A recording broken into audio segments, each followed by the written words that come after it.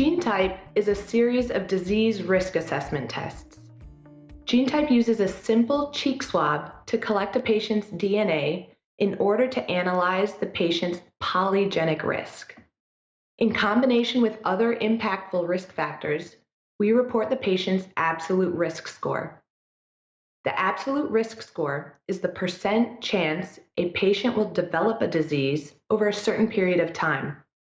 Clinicians routinely assess the risk of disease in their patients. What makes gene type unique is the inclusion of genomics, or more specifically, polygenic risk. Polygenic risk is like a little fingerprint of a person's disease risk, and more importantly, it's objective and thus indisputable.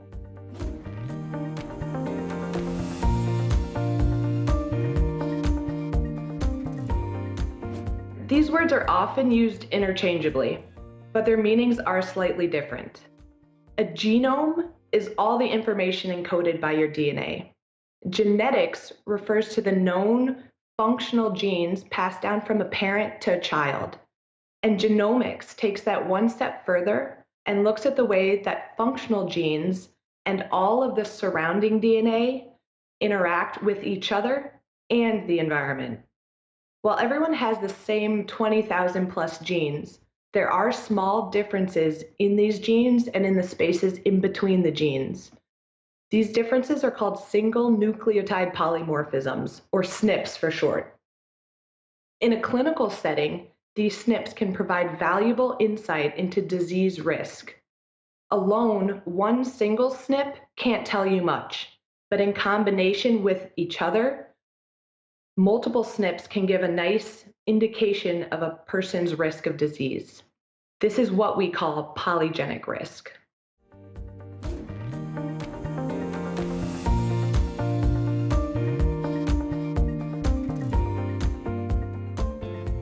Sure, polygenic risk is really just another risk factor, like how you might consider weight or cholesterol level for heart disease risk.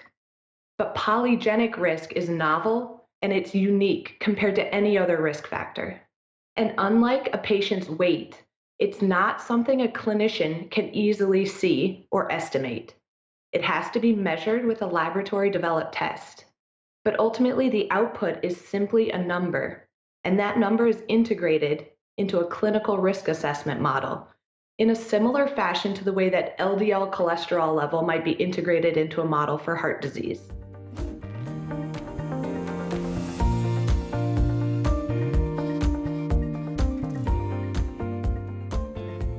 The SNPs that make up the polygenic risk have been identified and curated by numerous academic consortia and published in peer-reviewed journals from genome-wide association studies. These studies look at hundreds of thousands of patients with disease compared to hundreds of thousands of patients without disease. Ultimately, with sample sizes of these proportions, we're able to identify SNPs that are significantly associated with disease. Each of these markers are given an odds ratio, or a number indicating their risk contribution to the disease in question. When these numbers are combined, the result is polygenic risk. This polygenic risk score is subsequently cross-validated in separate cohorts or populations of patients with and without disease. This enables us to confirm predictive accuracy and discriminatory capability.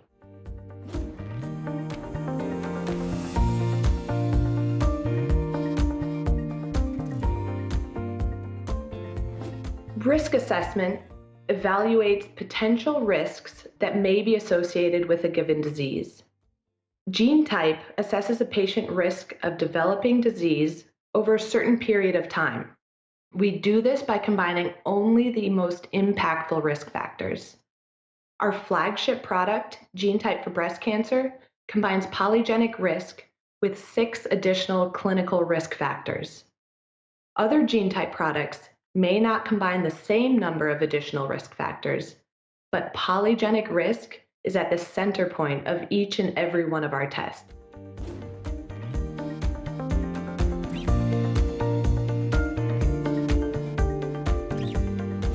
Yes, the integration of disease-specific polygenic risk can be applied to many different risk assessment models across many different diseases.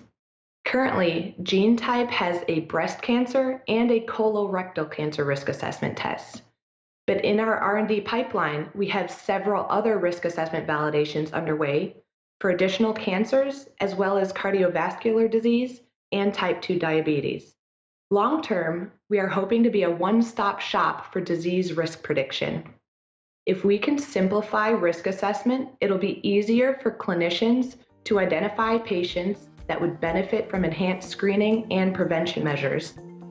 This is the future of preventative medicine.